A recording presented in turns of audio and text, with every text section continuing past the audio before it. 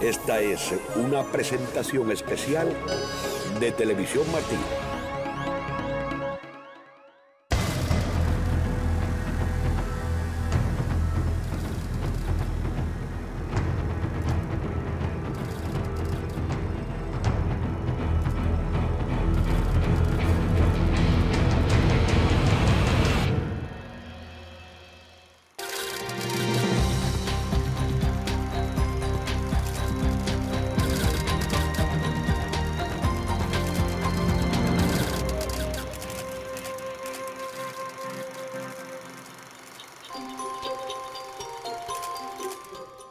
Nos encontramos con Carlos Amel Oliva, líder juvenil de la UNPACU, la Unión Patriótica de Cuba. Bienvenido, qué gusto, qué honor que estés con nosotros.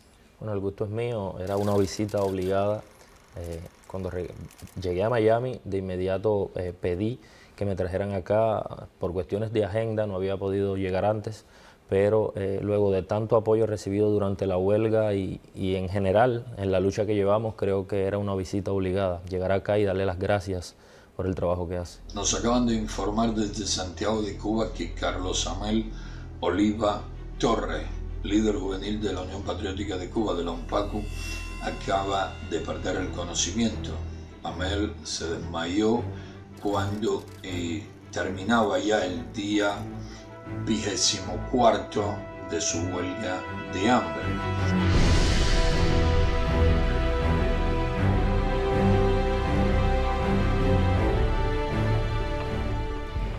¿Por qué es importante el apoyo en momentos tan críticos como una huelga de hambre? Y posteriormente hablaremos con detalles de esta huelga. Bueno, la huelga de hambre se hace con la fuerza espiritual, con la mente, decimos nosotros, no con el estómago.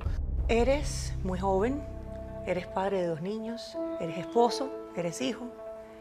¿Cómo una persona así decide finalmente realizar una huelga de hambre en la que sabemos y vivimos como al estado físico al que llegaste? En cualquier momento puede fallar tu salud y morir. O sea, cuando tú empiezas una huelga de hambre, tú sabes eso. Claro. ¿Cómo entonces se decide hacer una huelga de hambre? ¿Por qué este tipo de protesta? La situación sería mucho más difícil si yo no fuese activista de la Unión Patriótica de Cuba. Allá estamos muy consagrados con la lucha que llevamos y la familia, antes de que yo hiciera la huelga, estaba consciente de que yo estoy dispuesto a dar mi vida por la lucha que llevo, que nunca había tenido la oportunidad de demostrarlo, era otra cosa, pero cuando decido hacer la huelga no es como si lo decidiese alguien que lleva una vida normal, realmente no podemos llevar una vida normal allá, estamos expuestos a que cualquier día nos enjuicien y nos impongan penas larguísimas, y entonces mi familia como que está preparada en alguna medida para asumir, ¿no?, digerir una decisión de este tipo viniendo de mí. También mi padre, mi madre, mis hijos no, porque son muy pequeños, mi esposa son opositores, luchan para que en Cuba las cosas mejoren. Tomo esta decisión de iniciar una huelga de hambre no con el objetivo de presionar ni de medir fuerzas con el gobierno, ni mucho menos, ni animado por ningún sentimiento de orgullo o de banalidad, sino porque se me ha violado un derecho. Yo soy un cubano, un ciudadano cubano. Tus hijos son pequeños, pero te veían en esa situación, ¿preguntaron algo?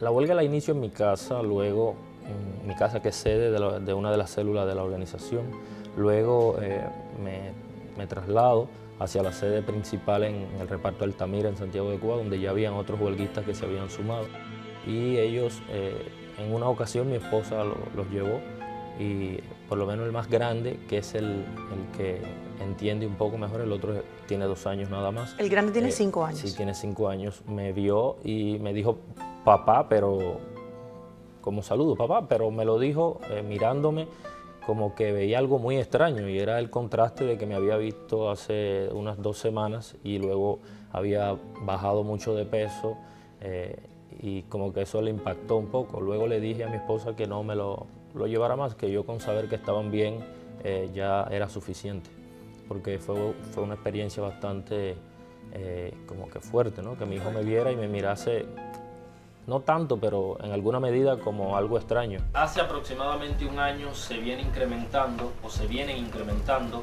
los asaltos a viviendas que sirven como sede de la Unión Patriótica de Cuba a lo largo y ancho del país.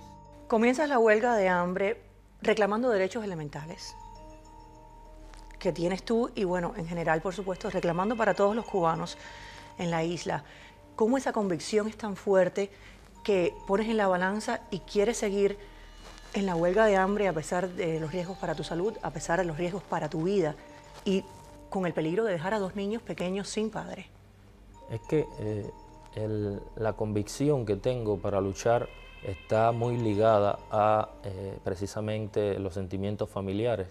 Yo me decido entrar a la oposición, me consagro a la causa, decido, aun cuando es la tendencia media o general de los jóvenes de Cuba emigrar, decido no emigrar, decido quedarme en Cuba, asumir todo lo que vivimos, ¿no? Toda la represión, pensando en que no quiero que mi familia y que mis hijos se críen fuera de Cuba, sino pensando en darle un mejor futuro a mis hijos, que en general ellos no tengan que pasar por lo que están pasando ahora mismo los cubanos que se encuentran en Colombia, que están en la selva, que han estado en Ecuador, en todo Centroamérica.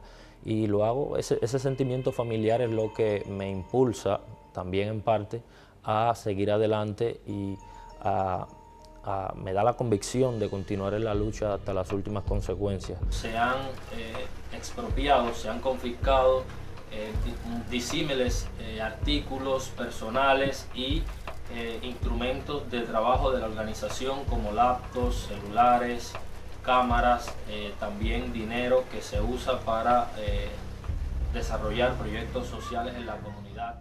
Específicamente, dinos cuáles eran tus reclamos al iniciar esa huelga. Al iniciar la huelga mis reclamos eran llamar la atención, sobre todo era el reclamo principal, llamar la atención sobre lo que estaba sucediendo en Cuba.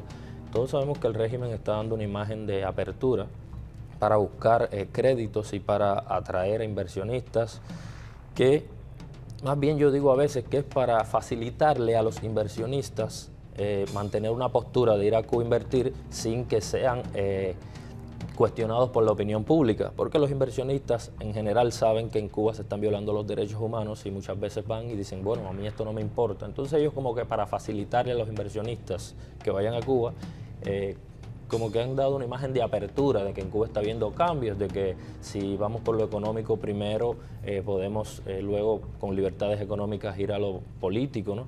Pero realmente decidí hacer la huelga para llamar la atención sobre esto, para que se les fuera más difícil, precisamente ante la opinión pública, justificar lo que está pasando ahora mismo en Cuba. Y con muchas personas que están diciendo que en Cuba hay cambio y que se debe apoyar, de que se debe invertir. Y entonces ese era uno de los objetivos fundamentales. Y el otro fue reclamar las pertenencias que me habían confiscado arbitrariamente, que lo hice primero por vías legales, pero no recibí ninguna respuesta. Y luego entonces me decido a hacer la huelga. Me roban las pertenencias la última vez el día 1 de julio, que fui detenido. No, esa es la cuestión, que ni siquiera la aduana, por la aduana todo pasa legalmente. Luego cuando voy en un transporte de La Habana a Santiago, ahí me interceptan en medio del camino, me secuestran y voy a una unidad policial sin que mi familia supiese nada. Ahí es donde me quitan todo. Simplemente porque regresaste de un viaje a Washington, en Estados Unidos, y sin mayor explicación te arrestan. Sí, me arrestan y me quitan las cosas.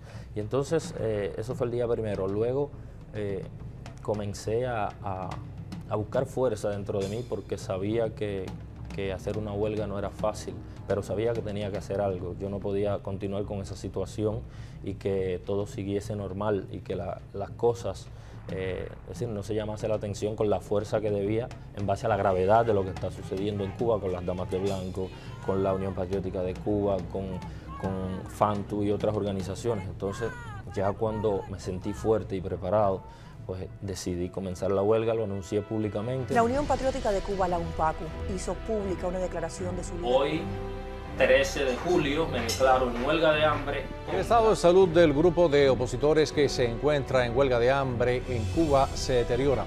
Uno de ellos, Carlos Amel. Este miércoles la Organización Red Latinoamericana y del Caribe para la Democracia alertó sobre el deterioro de la salud de los 11 opositores que se encuentran en huelga de hambre en Cuba. Los que seguimos toda tu huelga, vimos cómo físicamente fuiste deteriorándote. Vimos que te pusiste en muy malas condiciones, o sea, desde aquí lo vimos. ¿En algún momento pensaste que podías morir realmente? Sí, principalmente cuando van aumentando los días, van pasando los días y te empiezas a sentir como se agravan los malestares, empiezan las taquicardias, el pulso empieza a ponerse muy débil, ya sientes que te puedes morir. Pero también el que comienza una huelga y está firme, es decir, hasta cierto punto desprecia su propia vida para alcanzar un objetivo que cree que es moralmente superior y que vale la pena. Y entonces como que te va importando menos morir. Es decir, te sientes más decidido a dar tu vida a medida que va pasando el tiempo. Claro. Estabas decidido a llegar hasta las últimas consecuencias. Claro, estaba decidido. Me tomó de sorpresa mucho, pero la división de UNPACU desde hace 3 días le viene pidiendo a Carlos Amel que suspenda la huelga de hambre, porque consideramos de que ya su vida corría peligro. Finalmente depones la huelga. ¿Por qué?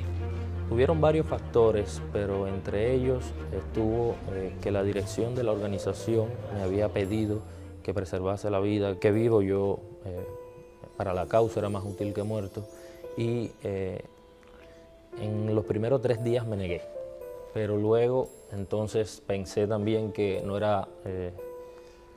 era coherente, no era justo, de que si yo había contado con la organización para hacer la huelga, yo lo propuse, ellos me persuadieron de que pensara bien, que no era el método tal vez más indicado, y luego entonces yo dije que sí, entonces ellos me apoyaron tanto y que luego ante una petición de ellos yo me negara por una cuestión de orgullo, porque realmente el objetivo muy importante, que era llamar la atención sobre lo que estaba sucediendo, se había logrado en una medida que no creíamos que se pudiese lograr.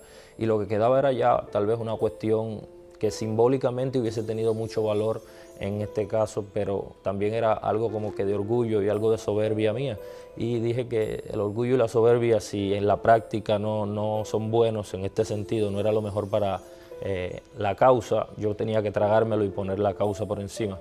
Y lo que finalmente sí me decidió a suspender la huelga fue que me enteré que una de las huelguistas, porque habían varias mujeres, descubrió que estaba embarazada hace un mes, y entonces llevaba 24 días en huelga ella, ya el costo iba a ser muy grande, no era un costo personal, y una mujer embarazada para mí es algo sagrado, y entonces eso fue ya finalmente lo que me hizo deponer la huelga, aunque estaba dispuesto a seguirla hasta las últimas consecuencias, como estoy dispuesto ahora mismo también.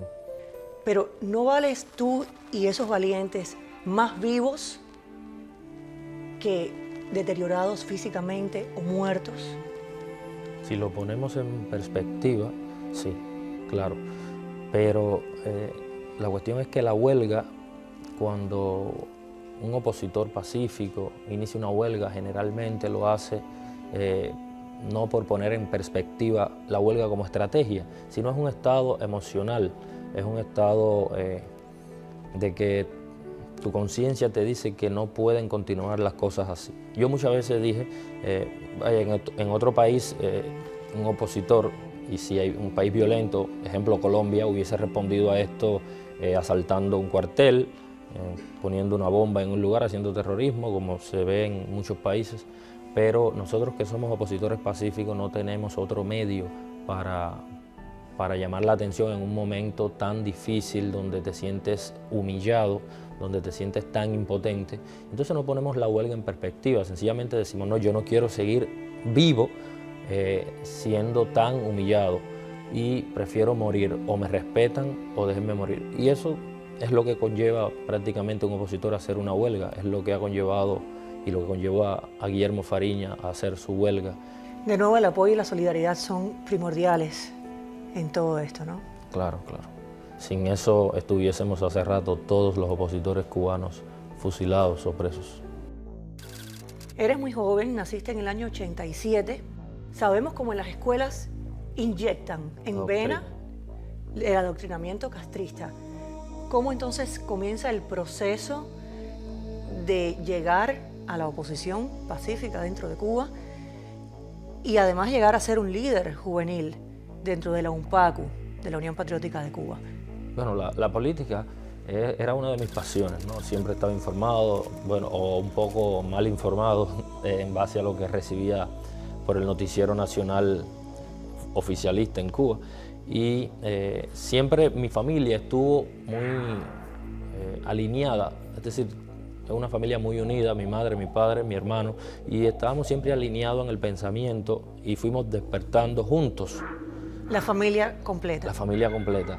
Y cuando salgo del servicio militar, cuando lo termino, que empiezo la universidad, aún en esa etapa nadie me había hablado de oposición seriamente en Cuba.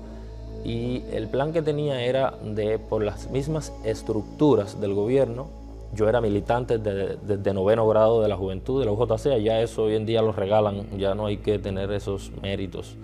Y entonces la idea era, mediante las mismas instituciones del gobierno, llegar a un lugar suficientemente alto y luego entonces tratar de cambiar las cosas aún a costo de ir a prisión, cosa que yo entendía nunca había sucedido en Cuba, porque todos los destituidos dentro de Cuba finalmente terminan firmando la carta de que yo comprendo, yo fallé, y nunca había nadie, y ese era el plan de vida que yo tenía, mi sueño. Llegué y luego comencé a ocupar cargos en la FEU de la facultad, en la Federación Estudiantil Universitaria. Y desde adentro querías hacer cambios. Claro, pero sabía que tenía que ascender primero. Claro, pero ¿qué pasa? ¿Dónde llega ese rompimiento? Ahora llega cuando llega el sorteo a la familia. Ya sabíamos que queríamos emigrar para mejorar la vida que teníamos en aquel entonces. Pero luego, en ese periodo de que mi papá lo solicita, que le llega el sorteo, es que vamos despertando poco a poco. Y ya cuando llega el sorteo, pues pensábamos que fue muy bueno. Ya queríamos irnos porque sabíamos que el sistema políticamente no funcionaba y económicamente tampoco. Y entonces tengo que dejar la universidad. Ya ahí se me desmorona el mundo.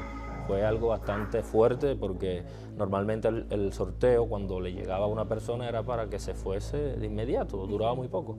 Pero en ese momento comenzó a dilatarse por parte de la Oficina de Intereses. En aquel entonces comenzó a dilatarse el proceso hasta que se suspendió y al final no continué la universidad. Y en este periodo de tiempo es que alguien se acerca a mí y me habla del proyecto Heredia del MCL, de Osvaldo Payá. Sí, hasta que un día ya me decidí a firmarlo. Y eso dentro de Cuba es un paso importante. Sí, claro, claro. Te cambia la vida. Sí, sí, le vas a entregar, como decir, una solicitud o un papel, por llamarlo de alguna manera, que dice que tú eres opositor, tu nombre, tu dirección, tus apellidos, es decir, soy opositor y me pueden encontrar acá. Era algo que era bastante difícil hacerlo en un país totalitario, con tanta presión, con tanto control social. ¿Qué pasa después que decides firmar el documento? Comienzo a colectar firmas para el proyecto Heredia. Empezaste también a contribuir, sí, como activista al movimiento Cristiano Liberación. Hasta que llegué a ser líder de un comité ciudadano que era a nivel de la comunidad, atender a un grupo de personas que también colectaban firmas y llevarle información. Y entonces mi papá comenzó primero en el movimiento y se convirtió en uno de los coordinadores a nivel provincial del movimiento. Pasa que después que muere Osvaldo, de esos lamentables sucesos,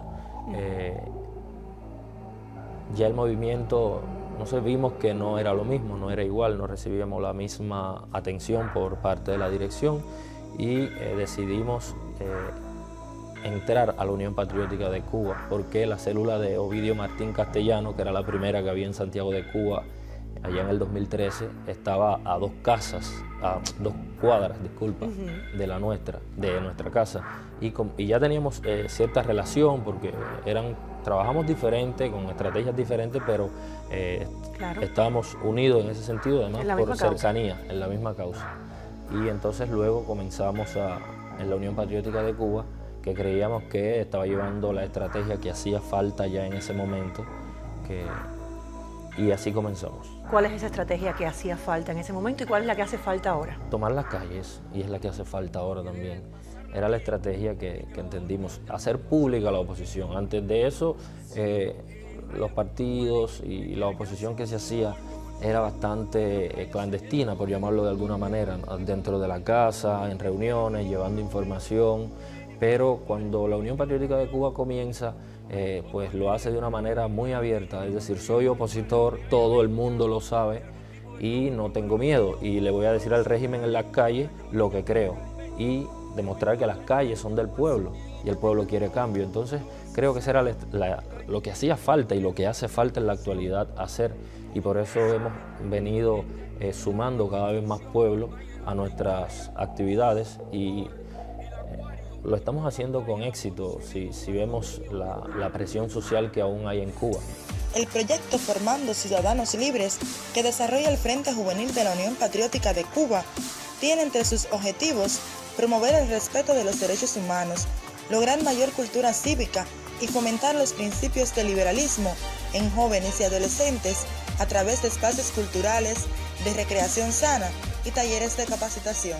¿Crees que los jóvenes últimamente se están uniendo más a interesarse por lo que realmente ocurre en el país, por el presente y futuro de su país? Eso está sucediendo, pero está sucediendo y continuará sucediendo en la medida en que los jóvenes tengan más información. La información es fundamental, y en ese sentido está el inevitable avance de la tecnología, ¿no? Siempre ha sido como lo decimos en cubano, el cuchillo de la garganta del sistema gastrista, es el desarrollo tecnológico. Hoy en día no pueden hacer lo que hacían en los años 80, que es mantenernos aislados en la isla de Cuba sin acceso a ninguna información que la que ellos mismos proporcionaban, por supuesto manipulada, haciendo ver que el mundo estaba en un desastre, en un caos total, y que al menos Cuba con sus problemas estaba en paz. Entonces cada vez que los jóvenes y el pueblo en general tiene más información de cómo funciona el mundo verdaderamente, pues están un poco más decididos a luchar, y en este caso también nosotros hemos dado un gran aporte en el sentido de que distribuimos información mediante discos DVD impresos, memories flash, en formato digital por toda Cuba. Mensualmente distribuimos miles de discos e impresos e información en otros formatos, y eso hace de que la juventud y el pueblo en general como que crean de que sí se puede, y eso es fundamental, la información combinada con el activismo, es decir, se puede hacer, lo hacemos, le demostramos a las personas, pero también demostramos que tenemos igual solidaridad internacional. Todos estos videos los llevamos allá, los quemamos en discos y los repartimos a las personas. ¿Qué Cuba visualizas tú para ti, para tu generación, para tus hijos, para todos los cubanos en la isla? ¿Qué Cuba crees que merecen? Bueno, voy a hablar en términos generales, no en términos de derecha o izquierda, si Claro. más libertad, menos planificación, o más planificación, menos libertad.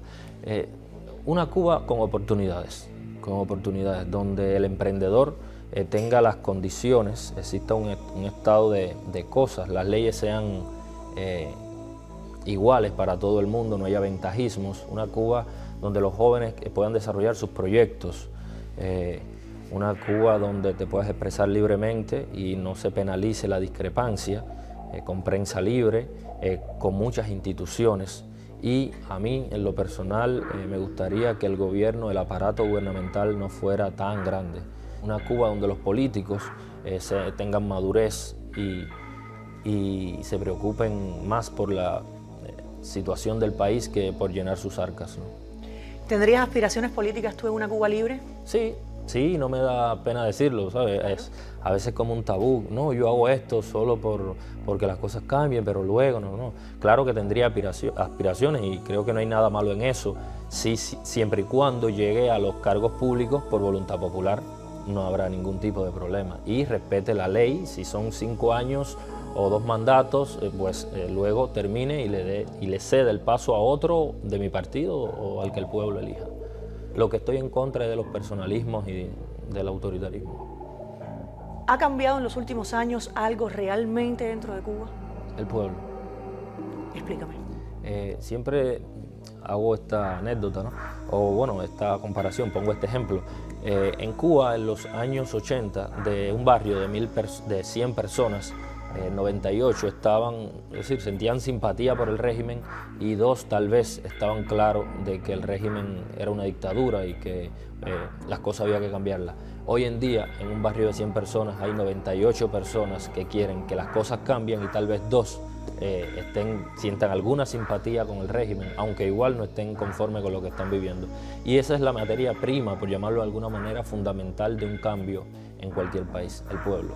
Porque si el pueblo no cambia, entonces no tiene deseos de cambio, entonces el cambio que se haga arriba igual puede ser ficticio o puede durar muy poco, pero el pueblo sí quiere que las cosas cambien. Carlos Amel, muchísimas gracias por este espacio y que sigas. Gracias a ti, gracias a ti.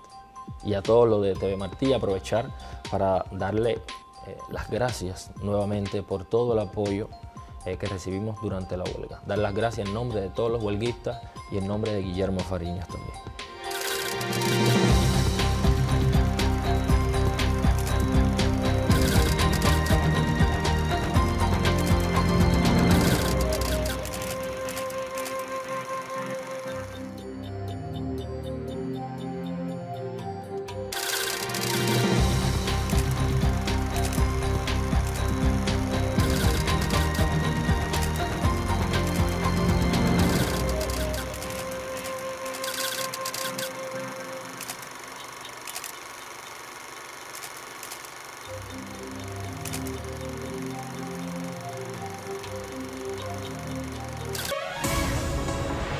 Esta fue una presentación especial de Televisión Martí.